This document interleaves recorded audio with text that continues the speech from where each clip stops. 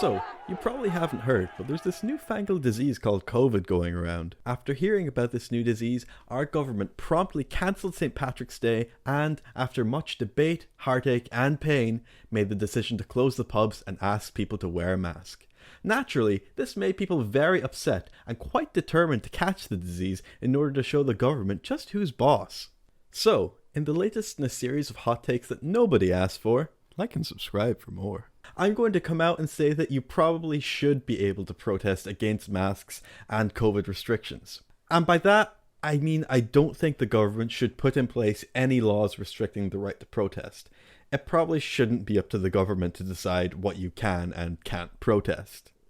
That being said, something to note about the anti-mask protests in Ireland is that they're not just anti-mask protests.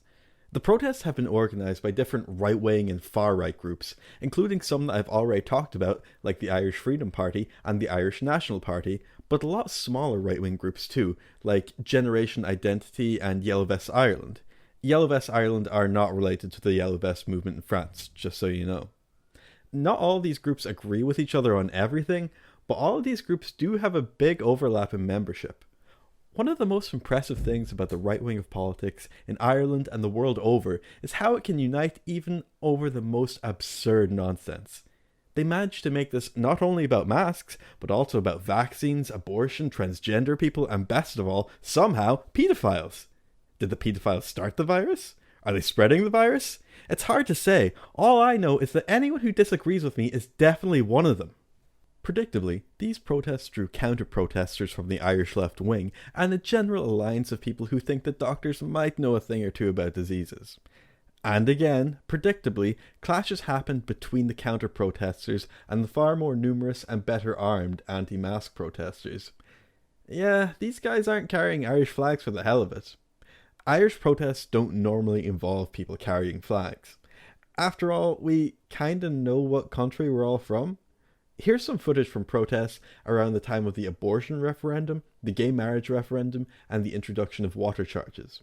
That's not to say that Irish tricolours are never used at protests, but it seems like every other man is holding an Irish flag at these protests.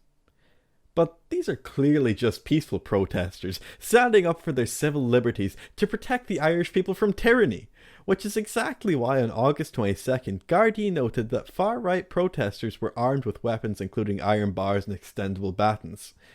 You know, to whack tyrants with. Now, I don't know if they ever found any tyrants, but they definitely got good use out of their whacking implements. There were, of course, injuries from these clashes, including Izzy Kamikaze, a veteran of the LGBT rights movement in Ireland who had to be treated in hospital. Protests and clashes continue to this day, but they seem to have lost a lot of the steam they had in the earlier days. Why is that? Well, there's the obvious reason that people are getting bored with protests. It's been months, and people have lives to get on with. And besides, these protests are getting violent, which a lot of people didn't sign up for. Or maybe they did, and now they finally get to live out their fantasy as a defender of the white race. And thank God we have them to defend us, lest we fall victim to the white race's historic enemy, Irish women. A lot of the people going to these protests are crazy right-wingers who believe in weird conspiracy theories about lizard people and Jews, but I don't think that's all of them. Honestly, I don't think that's even most people at these protests. Most people at these protests are probably just pissed off at the government for the handling of the coronavirus crisis. And the government has handled the coronavirus crisis poorly. On top of that though, a lot of people were out of work when these protests were going on and literally had nothing better to do with their time. These protests started to lose steam when the restrictions started easing off, but now that the government is going to be putting up more restrictions soon, we might see a bunch more protests going on. So I completely understand why people are going to these protests. That being said, you shouldn't go to these protests for a number of reasons. Like, number one, well, for one, they're just pants on head retarded. It's a global pandemic and the government already aren't punishing you for not following guidelines. If you really don't want to wear a mask, unfortunately, nobody is making you. But number two, these protests are obviously a kick in the dick to healthcare workers and retail workers who have no choice but to be around randomers who might be carrying COVID. The hospitals in our country were already some of the worst run in Europe. We don't need more people being sent to take up ICU beds. But anyway, early into the lockdown, another group of protests began happening that made a lot of people very upset. The murder of George Floyd in the US sparked protests in countries across the world. Naturally, Ireland was one of these countries, given our country's history with oppression. Protests were organised by various groups, including Maasai and Merge, and were generally socially distant, with most people wearing masks. Not everyone observed these rules, obviously, but you can see it's not a bad uptake. Anyway, these protests were also against the system of direct provision. If you don't know what that means, basically, when someone applies to Ireland for refugee status, they are kept in what are called direct provision centres. These centres are generally very crowded with very little privacy. They are also restricted in their right to work during their stay in direct provision, which could take up to 10 years before a decision is made on their case. Prostitution and mental health problems are endemic in direct provision centres because, well, that's kind of what happens when people are put into those conditions with no way out. So, yeah.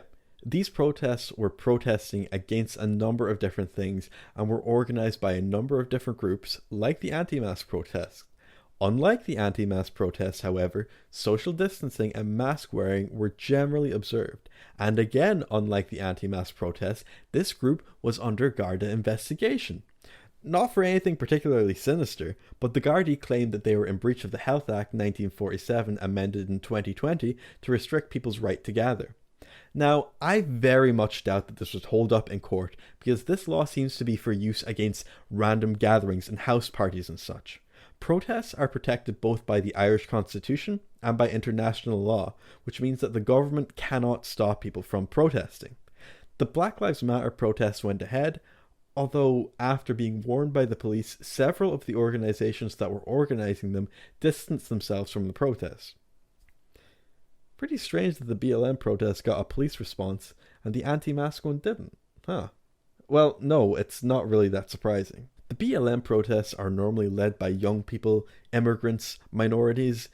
It's a lot easier to threaten these people, especially considering that for the most part they follow the law.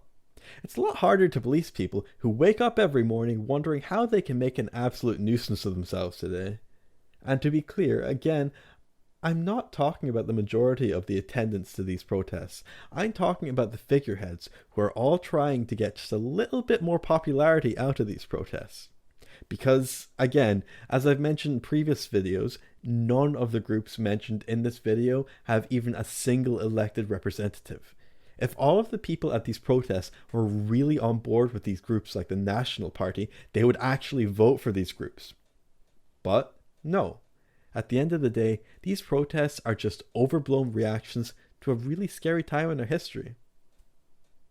Still pretty dumb though.